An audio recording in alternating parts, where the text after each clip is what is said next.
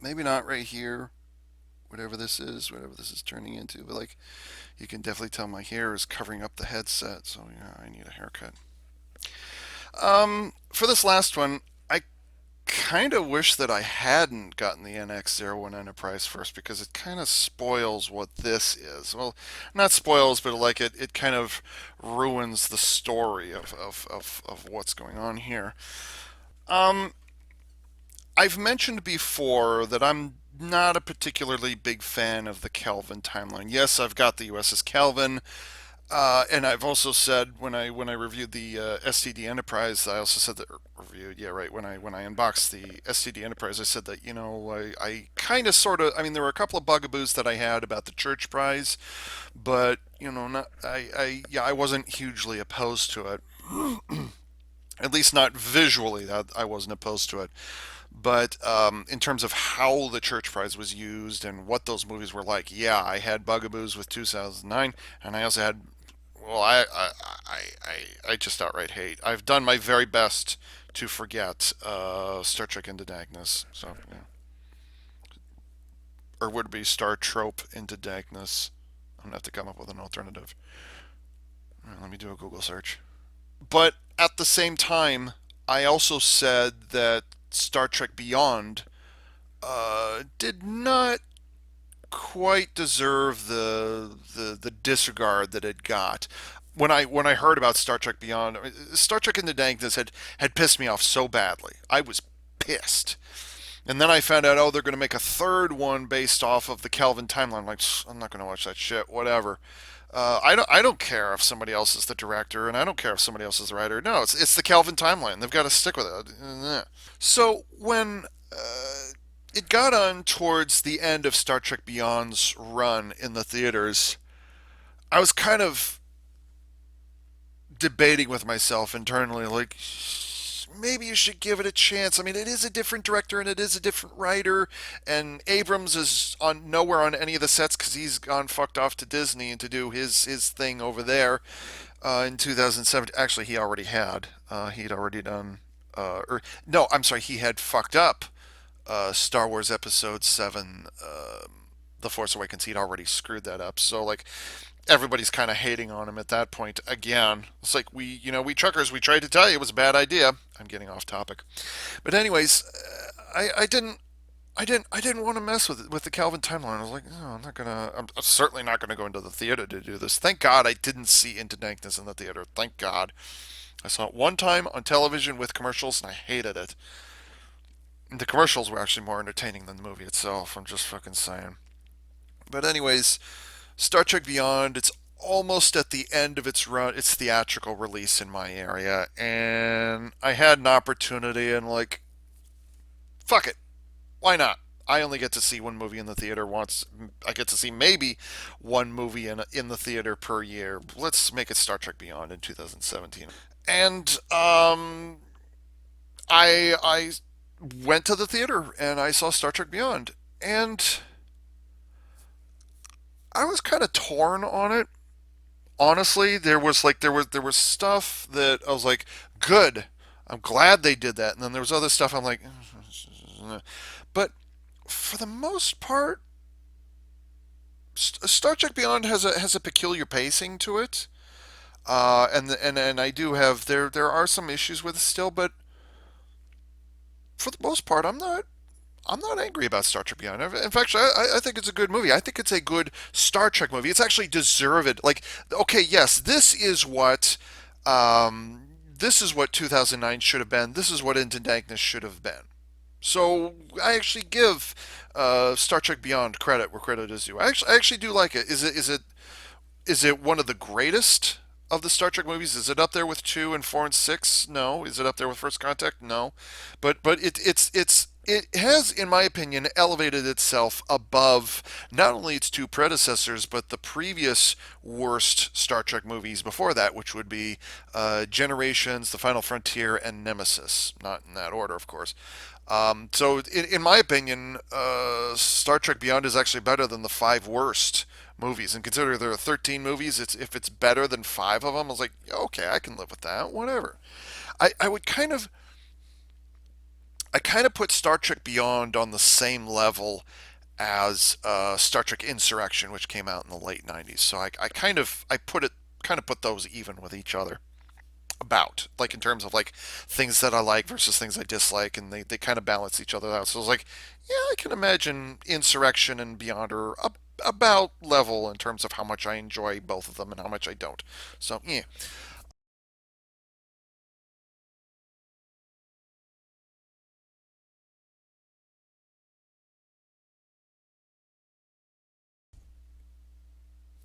but aside from the changes that the director made to the Enterprise, which I'm glad those changes were negated by the end of the movie. That's as far as I'll go.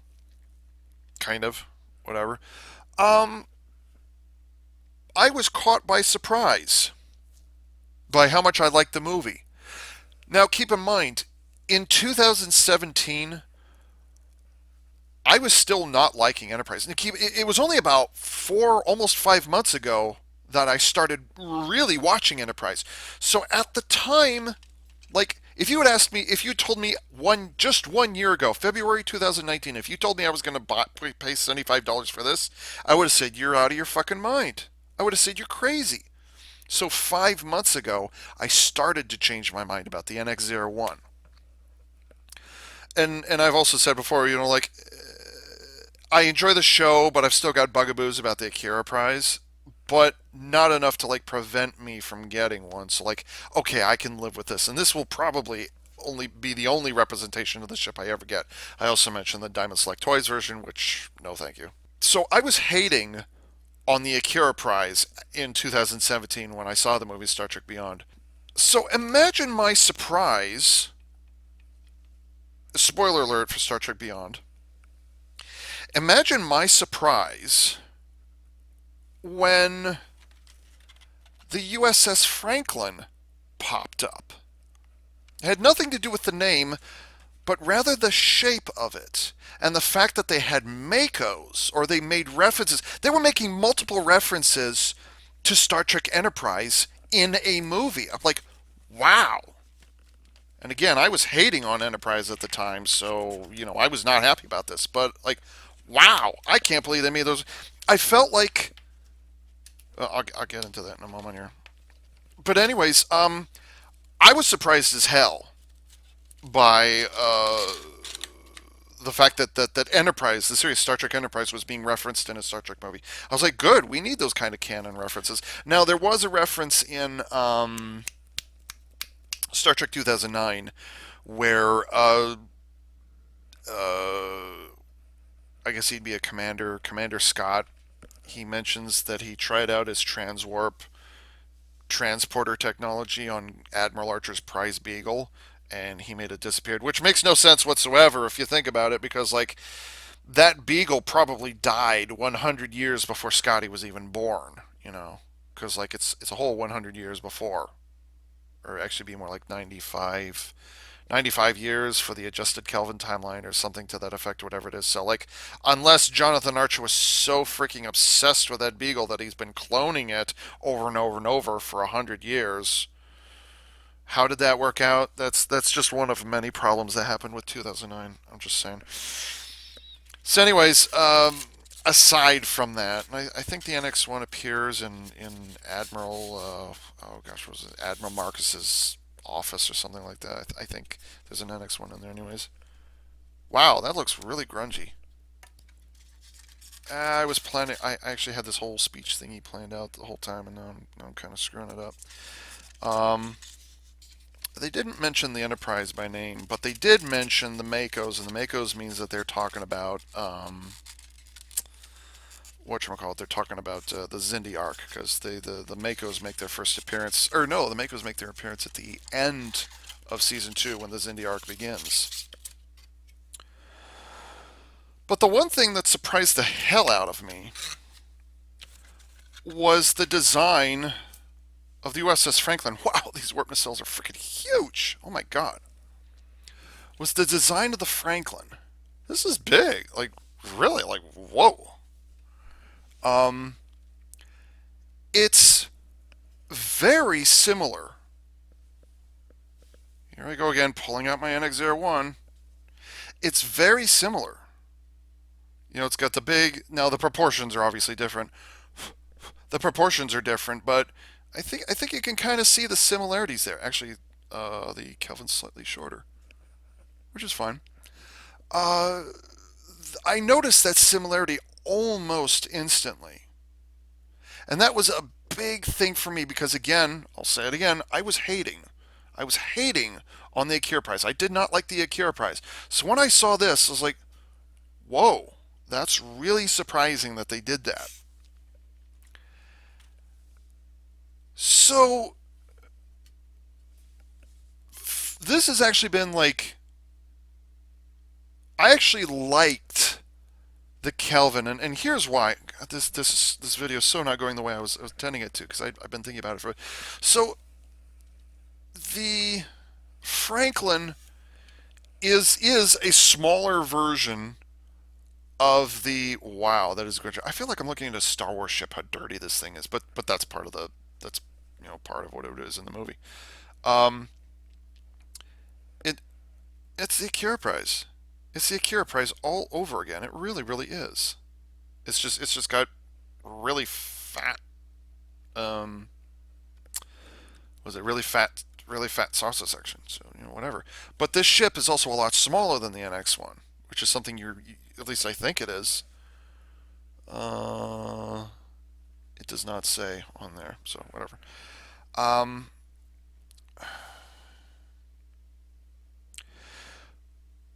I did not like the Akira-prise. Let's see, I'm trying to reset here. I'm sorry. I'm going to be a little redundant here. I did not like the Akira-prise, and when I saw the Franklin on screen for the first time, I had this feeling of like, whether this is true or not, I don't know. Behind the scenes, whether this is true or not, I do not know. But I felt like somebody whoever designed the Franklin had been deliberately trying to, like, okay, people didn't like the NX1, so but he kind of liked the overall shape, so he kind of tweaked it and modified it in such a way that kind of got rid of the stuff that most people disliked about the NX1. So he kind of got rid of the things that people didn't like. He tried to move it away from the Akira class starship as much as it was. So he got rid of this bar in here, and he redesigned the pylon strut here, whatever it is. He got rid of this flat line here. He got rid of these cargo bay entrances here. He got rid of this thing here. So he kind of took away the the defining features of the Akira-prise. He kind of washed away that stuff and kept the basic shape. He kept this shape right here. So nacelles and relatively flat body, and then these come out and then they curve upwards. To me, oops, to me, that is what the Franklin is. It's a modified version of the NX class, the NX-01 Enterprise. It gets rid of the things that we trekkers were up in arms about, in 2001, and here it is 2017, 16 years later. Somebody came along and said, okay, let's kind of, because maybe the old gal needs to be appreciated in a new way or something like that, or it needs to don't be hating on the general shape just because of a couple of detailed features here and here. So I feel like Hargreaves. I think his name was Sean Hargreaves. I think that was his name. Let me see. Yeah, Sean Hargreaves. Yeah, that's his name. I wanted to. Wow, that was really. Is that a screen cap? That's neat. Hmm. I felt like Sean Hargreaves, who's credited with designing the Franklin, it feels like, and whether that's true or not, and I'll find out when I read this, but I felt like he was trying to do the NX class some justice. He was trying to keep the basic shape while at the same time, putting his own kind of Kelvin timeline aspects attached to it. So that's what the Franklin felt like. And this is the part where I wish I hadn't gotten the NX1 first. I wish I'd gotten this first. Um, I feel like, this was a trekker. Sean Hargreaves was a trekker who recognized, yeah, there were some problems with the Akira-prise. Let's get rid of those issues, but let's keep the basic shape. Let's keep let's keep kind of what makes it a definitive ship, but let's get rid of the surface, the greeblies, and all those things. Let's get rid of some of that. Let's stay focused. So in my head canon, so in my head canon, the Franklin feels like a scaled down or refined version of the NX class.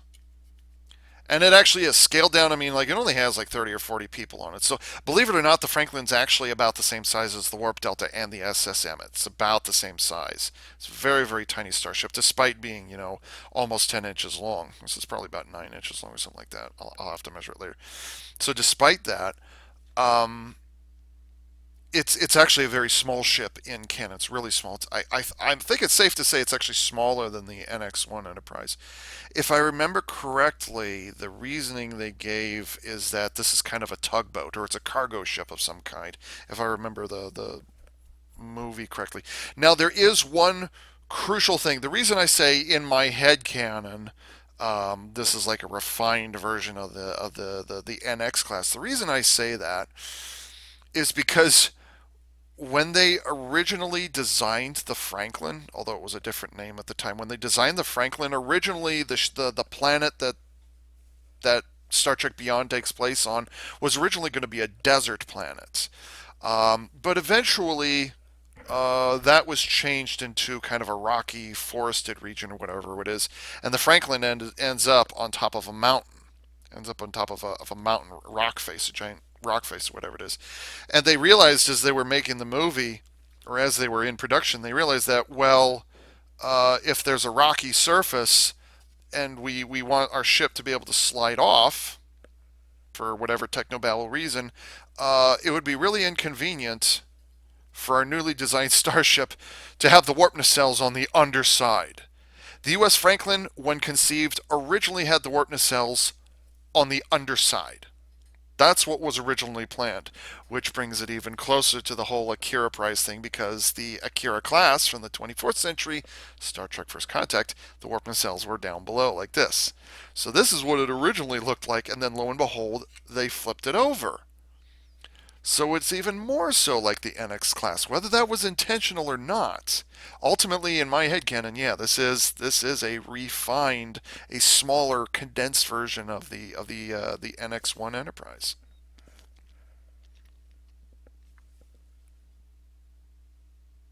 Are you supposed to be able to move the bridge window? That very, very, very glaring, even more obvious than usual. It's not a windscreen. What's that called? It's called the view screen. Yeah. I don't like view screens. They're just glass or whatever it is. This is not glass, obviously. A huge chunk of darkness on your screen right there, a big block or whatever it is. Why is it that Checkers gets so ruffled about the view screens just being a giant glass window?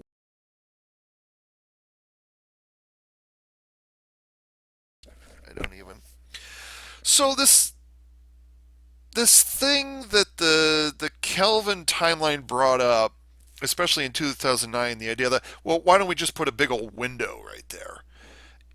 They were not the first ones to bring it up, but they were the first ones to execute it and actually go through with that. Shuttles have windows. Well, why don't the starships have windows?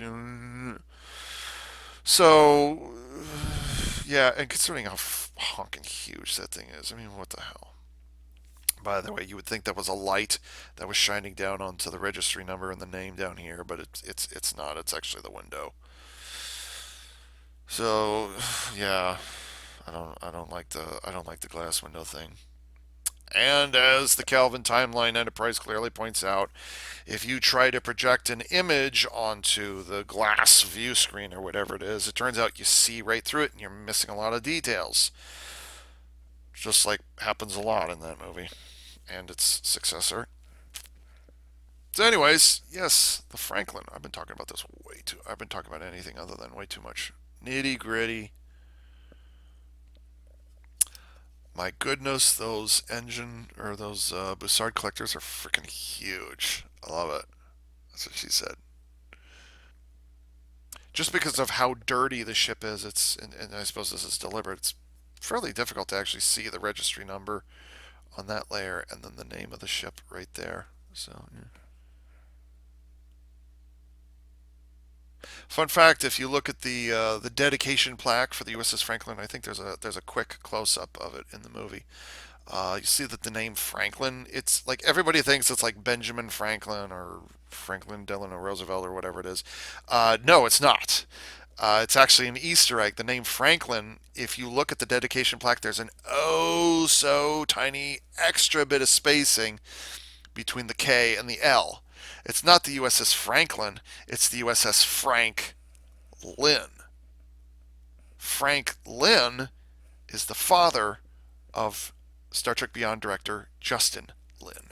So that's where the Franklin comes in. I don't know what the registry number is. 3NX326. It's probably somebody's birthday or something like that. Usually is. If I remember correctly, the Franklin is supposed to be it's a cargo ship, which the Franklin actually would not be the first popular starship to actually carry this idea forward. Getting off topic for a moment, did you ever wonder what it is those two mandibles on the Millennium Falcon are for? Why it is that the cockpit is off center? Why is it that that dish is off center? Why is there kind of everything's kind of avoiding the center of the ship except for the turrets on the top and the bottom? Which, by the way, Han Solo and Chewbacca they actually added those turrets. If I remember correctly, those were added on. Um, why? What is that huge gap in the nose for? Why does it have a pair of prongs in there? Before Solo, a Star Wars movie, was created, before that movie was even imagined, the original function of those mandibles is they're actually docking claws. Because that Corellian Corvette, it's actually, even in the Star Trek universe, having a cargo ship that size is incredibly inefficient because there's so little space for an actual cargo hold. Like whether you're carrying passengers or cargo, it's incredibly inefficient to do something like that. They're contrary to what online blueprints and stuff would say. It's not very economic, the design. Even if it wasn't heavily modified by Han and Chewie, it doesn't matter. The point is, it wouldn't have been economic. It wouldn't have been able to, you know. Um, but what they actually are is docking claws because, and I'll try to find a picture for this because it's like concept stuff or whatever it is from like in the 70s or early 80s when they were thinking about, well, what are these claw thingies for? Um, it turns out the Millennium Falcon, or at least the Corellian Corvette or Corellian freighter, I guess whatever it is actually a tugboat. It's a tugboat that sits at the back of a cargo stack, and those the what you call it the prongs on the front of the ship, they actually grab on, and then the ship pushes cargo through space. The reason why its hyperdrive was so powerful is because it's an engine that's meant to push bulk cargo. It's just that Han Solo found it and he fell in love with it and he modified it into a smuggling vessel. It has a ridiculously powerful hyperdrive and an engine on it. He's like, damn, that thing can fly really fast. It can, was it make point 12 past light speed? Whatever, was it, whatever. I don't even. So why do I bring this up? What do you suppose this feature is for? If I remember from the movie correctly, and it's been a year or so since I've seen Star Trek Beyond, maybe I should do another one of those audio commentaries for one of those. I'm tempted to. I'm really tempted to. Um, it turns out that the Franklin is actually a cargo tug, not a cargo tug for like maneuvering something into dock or whatever it is, because they have tractor beams at this point, so it's not the same thing. But rather, the Franklin would have something clamped on, and then the Franklin would pull it through space. So yeah, this is actually a cargo ship. It doesn't have much cargo internally, although if I remember the trivia correctly, and again I'll have to look at the thing here. This band of straight lines or whatever it is, and I don't know how well this is going to appear. You can kind of see it. That band of gray lines all the way across here. Originally, those were cargo doors during the concept stage, but I guess, like the script evolved to the point where they didn't need cargo doors anymore, so so Hargreaves just kind of filled it up with some shit or whatever, and that's what that is. But you can still kind of sort of see how bulky it is on the underneath, and it is bulky. It's not meant. This is not an elegant or graceful ship. It's not meant to be. Even these ridiculously long. Like I haven't looked at them yet, but these ridiculously distorted uh, pylons, whatever the heck these things are, which they don't. It's kind of like looking at the Enterprise D uh, warp engine pylons. The way they start horizontal. They kind of start horizontal and then they kind of gracefully curve upwards. But I've never seen anything quite like this before. The way these pylons tilt upwards, it's very unconventional. It gets the job done, but it's unconventional. It's kind of like even looking at it in person now, I'm like, what am I looking at? I don't understand. Help me out here. It's just strange the way those are tilted. You know, now that I think about it, I wonder if maybe when the Franklin was being designed, when Sean Hargreaves was designing the Franklin, I wonder if he kind of meant for the pylons to have kind of a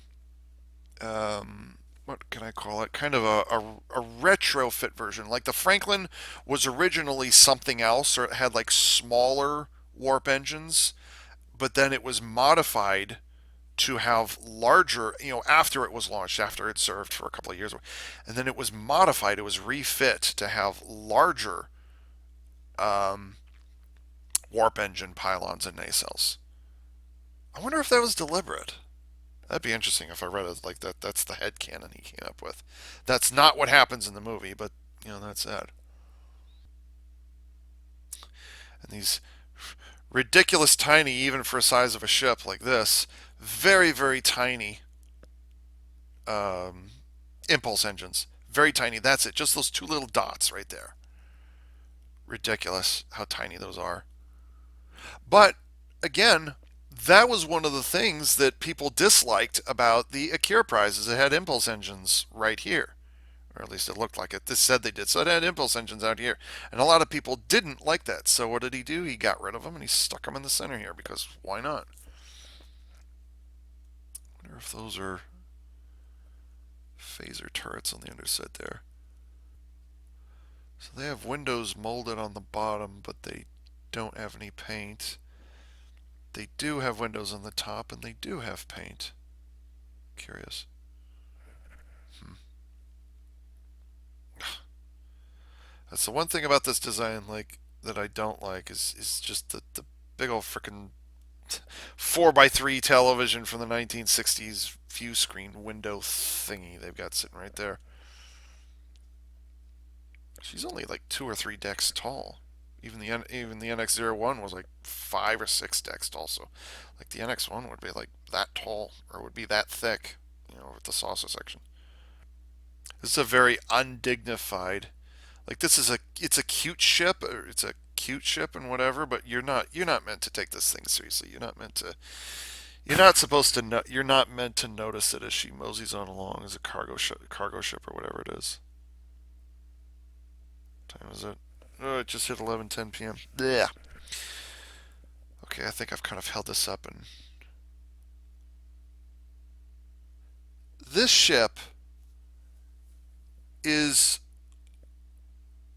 one of the reasons why I started giving the NX1 second thought 4 or 5 months ago. So this is the reason why I gave that second look. Is because this made me appreciate what they were trying to do down there. This made me look beyond, no pun intended, made me look beyond my prejudices when it came to the Akira-prise. So I have the Franklin to thank for that. It'll be interesting to see how this fits on its display stand. Now that I think about it, the Franklin in the presence of the Makos is one of the things that I like about Star Trek Beyond, in that it not only does it reference Enterprise, but it respects Enterprise. It finally brought Enterprise into the fold, and kind of gave it some love, much needed love. And I end up respecting the movie as a result. It's because it made that decision. How they came up with that idea, I don't know, but the fact that they did, they get a thumbs up and a pat on the back for that one. Oh, this will be interesting. And I thought it was difficult for the NX1 Enterprise to peg in. Oh, it goes right over the impulse engines. Eek. Ooh. Yikes. It's almost, ironically, the tines on this, that the fingers on this display stand are actually better than they were on the NX1 kit. But they go right over the impulse edges. Those impulse edges are so freaking tiny that's almost not worth mentioning. Gotta admit, I'm disappointed by that.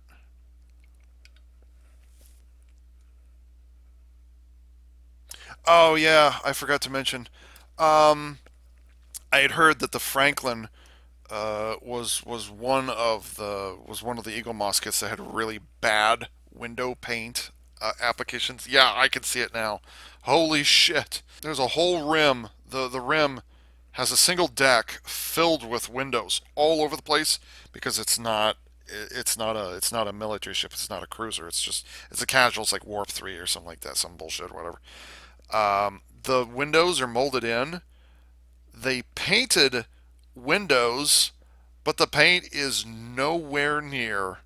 I'll say again, the paint is nowhere near. At least around the rim of the saucer. Wow, that paint is really bad, really badly applied. Eesh. And again, this is something that I can't write to Eaglemoss and say this is off, because like all of the Franklins I've heard of, they all have that problem. So uh, I suppose I should mention diecast metal. I'm fairly confident the top of the saucer is metal. Yeah, I think the top is metal, but the whole rest of it is plastic. So, yeah. And here's a weird one. Although when it comes to the warp delta, it's not as weird as I thought. Both the front and the back of the nacelles are the same color. They're semi-transparent, and it's ridiculous. It's weird when it comes to cylindrical warp nacelles like TOS and Enterprise and stuff like that. You wouldn't realize it unless you looked really close. But the warp nacelles actually are kind of a cone shape. They start bigger at the front and get smaller towards the back. But I've never seen it as pronounced as it is on the Franklin or the or the or the or the Kelvin Timeline Enterprise. It also does this. So, but this is like, whoa. That's so yeah. So the friction is not as strong on the, ironically, the other Akira-prise wannabe. So friction's not very strong, but at least I'm not as concerned about it slipping off as I am with the NX1. So it's not as heavy as the NX1. I swear, of the one, two, three, four, five, six Eaglemoss ships I've got, the NX1 is still the heaviest of all six, just because of the massive amount of diecast metal in it. Do you guys know of any others? Just saying. Wait, why is this listed as launching in the 2140? Oh wait, no, was it 20? Yeah, 2151, 2140s. So the Franklin was launched before the NX class, before the NX zero. for the NX Enterprise. What? Whatever. Oh yeah, that's something else. Just as I was talking about with the Warp Delta earlier, the smaller, $25 kit. The Franklin is also missing some of the like it look for as worn and crappy as she's deliberately meant to look here. She's also missing some the red panel detailing again, like Starfleet ships usually have. There's some red stripes. She's supposed to have red stripes along the trailing edge here, and also along the U shape section here. So there should be red stripes there, but for whatever reason there aren't on the final design, which kind of disappoints me. I wonder if they're any meant to be on the pylons or the nacelles. The U.S.S. Franklin NX-326 was a Starship class vessel. What? Why? Oh gosh, that looks good. Look at this. I think this might be a screenshot. It's kind of spooky looking. How'd you like to you climb a mountain and you sleep on the top of it, and then when you wake up in the morning, you see that. That's a neat view. I wonder if that's in the movie. It's got lens flares, so it must be in the movie. In the beginning, the Franklin was known as the Pioneer. Yeah, I know it was a different name. And was a much smaller scout ship. After exploring various shapes, Hargreaves settled on this design, which drew inspiration from shuttlecraft. Yeah, I suppose that makes sense to some degree. Good grief. That's just whoa. And like I said earlier, when they were designing the Franklin or the Pioneer, the nacelles were originally under the saucer. They changed it around for the sake of the script. The script originally the script originally called for the Pioneer to be found buried in the sand. Scotty would climb through a hatch on the top and get the ship working again. Uh, there's your proof right there. Yeah, because it wouldn't matter if the nacelles would plow into sand, because like sand is pliable, so they'd be able to slip and there'd be no problem. But then when it changes to the Franklin, and you can see here maneuvering engines or lifting thrusters on the underside, two under each nacelle, and I think that's eight under here. Originally, the nacelles were underneath, and then when ships ends up on top of a mountain face, they changed it. Hargreaves wasn't entirely happy with his design and reworked it, giving the ship a traditional saucer. This illustration showing the revised Pioneer taking off with the aid of eternal rocket packs that Scotty had attached to the underside. Oh, really? Oh, I guess they are. Huh. Why is that view so dark? That's sloppy. These planned views show the next stage for the Pioneer from every angle. By now, the nacelles have been flipped so that they were above instead of below. It doesn't. There's no date on it when it was flipped around. The bridge set of the Franklin was too big. It was too spacious. Kind of a prelude to what we would end up getting in STD. Unfortunately, there's a lot of empty space on that bridge. I didn't like that. Once he had built the 3D model, Hargreaves put it in a variety of environments. By the time this illustration was produced, the ship had finally been renamed to the Franklin. Yeah, so you can see. Oops. That's what she would look like in her glory days. Although I'm not entirely sure. And you can see right there the red stripe I was telling you about earlier. The red stripe that's missing on the final version. Oh, there's another red stripe I missed. Really? Oh, wow. Okay, yeah, so there's a tiny ridge across the entire upper. There's a tiny, tiny ridge that goes all the way around the top here. That ridge should also have a red stripe on it, but this one very much does not. So that's another detail that's missing. I'm not certain, though, if these concept images are the finalized version, like maybe they're modified versions or something. Hargreaves believes that details are a vital part of a ship's identity and wanted to hark back to elements of Matt Jeffries' original design for the original Enterprise. One of the things he wanted to bring back was the spinners at the front of the nacelles. Oh yeah, oh yeah, I agree with that. Maybe that's why they were colored orange. Actually, yeah, I guess it would be orange. The rigid detail on top of the saucer section started life as a series of cargo bay doors, which is what I mentioned earlier, that would have opened up to allow the crew to board. When this sequence was eliminated from the script, Hargreaves redesigned them as an array. He admits to being uncertain of its exact purpose, so he doesn't know what to do with it. Hargreaves was delighted when the final version of the ship, which he sees as very much a tribute to Matt Jeffries' original simple design. Yeah, I can see that. Well, there's a lot of red stripes they're missing. Although this final picture is not a that picture is not that's not a shot from the movie, so it might be a model, but or the CG model. Yeah, because here's the final version of the ship, and even this version, you're not going to see it. You're just going to have to trust me. This version has the red stripes on it. They're faded to match the identity of the ship because it's been beat to hell or whatever it is. So, but yeah, the red stripes are there. So why it is they didn't put them on there? I would call that a significant oversight. I really would.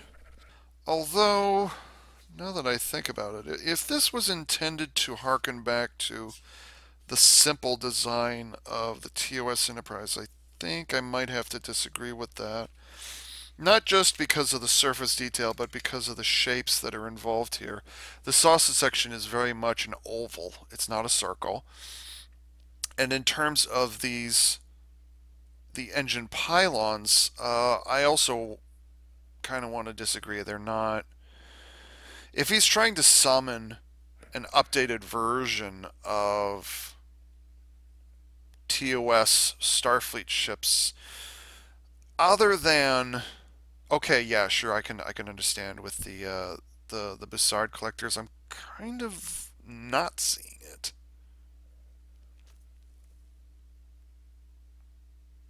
Like, definitely the spinners on the Bussard collectors. That's fine. And then the back has they have the same kind of shape that the TOS Enterprise had, and that's fine. That's fine. That's fine. But in terms of these the pylons, ooh, is that? There's a bit of a smudge or a raised point on this nozzle in the back. But in terms of like TOS simplicity, I'm not seeing it because it would just be. I don't think TOS simplicity. I don't think these would be quite as narrow back here compared to where they are up front. I mean, they can look like whatever they look like, but in terms of like trying to imitate TOS, um, that may have been his intent, but I don't think that's where it ended up. Is what I'm trying to say. Now, kind of the blocky structure under here. Yeah, I can understand that being because that's kind of it's not very graceful. It's just boom, there it is. It's just a flat out wall of stuff that sticks out. So I can believe that is TOS, sure.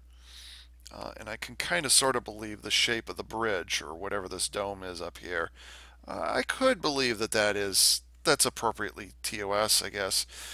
But having an oval for a saucer, that doesn't make quite as much sense. Or at least in terms of making it look like TOS and these pylons, no. I would disagree. Those they might have very little greeblies and whatever it is, but that being said, I can't really see this being TOS inspired. Well, it might be TOS inspired, but whether it was executed to be TOS, that I'm like, that's so much. No. I just ran out of energy. 11:31. Okay, I'm done. I'm done. So, fairly good haul. Two small ships of appropriate detailing, and one larger one that's a couple of years ago I wouldn't. The Franklin was kind of a game changer for me. As was Star Trek. Well, I can't really say that Star Trek Beyond overall was a game changer, but definitely the Franklin herself was a game changer, and what function she serves in the movie. That also began the process of changing my mind in regards to the Akira-prise. But apparently, according to this is supposed to be older than the NX class, considering it says NX and the number is 326 versus NX01. I think there's a bit of a disconnect there. So, whatever. But if I had not liked the Franklin, it's entirely possible that 5 or 6 months ago I wouldn't have liked the NX01. So to me, these are tied together very closely. They might not be in canon, and they might not be to most trekkers, but to me, one is definitely representative of the other, and it's kind of an important, shall I say, partnership that the two of them share in my mind. This helped me to get over this, but this very obviously inspired this. So, well, if and also by the way, they both started out originally as ships that were with the nacelles on the underside. I'm just saying. Almost. But there's just I'm beginning to wonder if there even is any diecast on the Franklin.